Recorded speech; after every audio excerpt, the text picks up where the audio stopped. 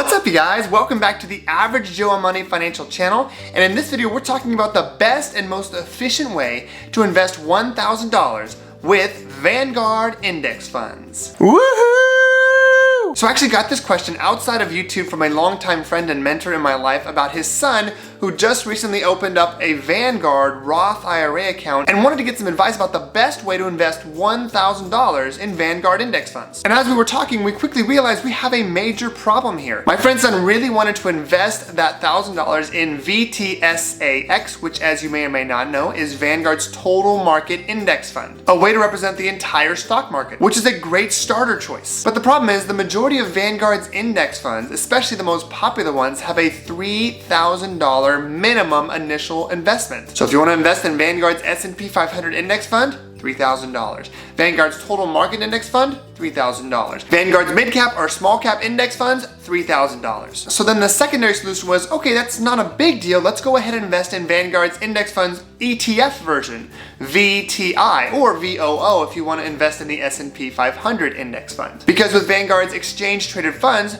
the minimum initial requirement is just the cost of one share as opposed to a $3,000 minimum investment requirement. And considering that Vanguard's ETFs range from either about $100 to up to $200 or $300, that's a lot less than the $3,000 requirement. But then we ran into our second issue, because if you have a Vanguard Roth IRA account, you can invest in ETFs or index funds, but you cannot invest in fractional shares. Meaning that if you have $100, but if the ETF costs $200, you can't buy the ETF. You don't have enough money. Now with Vanguard Indexed Mutual Funds, you can totally invest in partial or fractional shares. So if the index fund costs $150 and you have $75, as long as you've met that initial $3,000 minimum initial requirement, you can totally invest just $75 and purchase additional fractional shares in the indexed mutual fund. So if you want to invest in Vanguard Index Funds, you don't have $3,000, let's say you only have $1,000, and you also want to be able to efficiently use all $1,000, what is somebody to do? So our first solution actually results in sticking with a Vanguard Roth IRA account, and the second solution involves a Roth IRA account but not with Vanguard, but still with Vanguard Index Funds. Okay, so first solution here, you don't have $3,000, but you do have $1,000.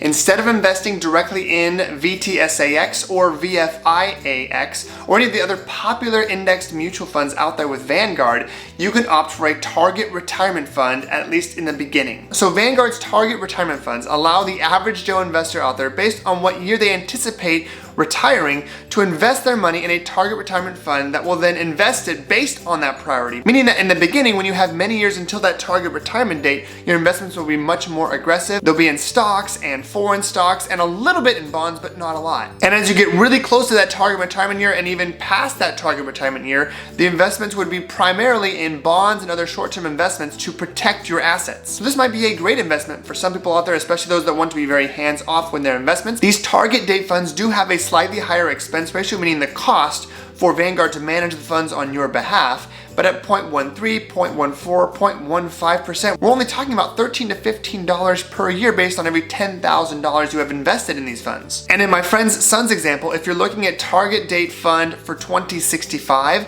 over 50% of the fund is in VTSAX already. So if you only have $1,000 and you really want to invest in Vanguard's main popular index funds, you can start with their target retirement funds, accumulate more money, and once you accumulate $3,000, you can then move your money over to VTSAX or VFIAX or whatever collection of main Vanguard index funds you want to invest in. Okay, solution number 2 here. You want to invest in Vanguard index funds right now, but you have a problem with the fact that you can't invest in fractional shares with the ETF version, and you don't have enough to invest in the index funds. You can move your money over to a Roth IRA account with M1 Finance. M1 Finance is unique because you can invest in fractional shares there. So if an ETF costs $200 and you have $150, you can buy 0.75 shares of that index fund or of any other stock as well. With either Vanguard or M1 Finance, you have no trading commission fees, anything like that, no fees whatsoever. And of course with M1 Finance, you have access to all of Vanguard's ETFs. So even though you won't be able to set up recurring investments directly from your bank account into a Vanguard Indexed Mutual Fund, you can absolutely set up recurring deposits into your Roth IRA account with M1 Finance and then invest that money in Vanguard Index Funds. So this solution ended up working really well for my friend and his son, but I'm curious to know, what other questions do you have related to either Vanguard Index Funds, anything related to investing at all, or anything personal finance related? Because now is your opportunity to leave your 2 cents in the comments below. So if you haven't done it yet, and how have you not done it yet? Make sure to hit that subscribe button below and click on the notification bell to be alerted to all of my weekly videos. Here on this channel, we put out at least 2 to 3 personal finance videos each and every week, designed to help the average Joe out there, people like you and me, with all things personal finance. Whether it's how to budget, how to pay off your consumer debt, how to invest for your future, and everything in between. The great news for you is, even though this video, it's about to end, the learning doesn't have to stop. You can click on these videos right over there.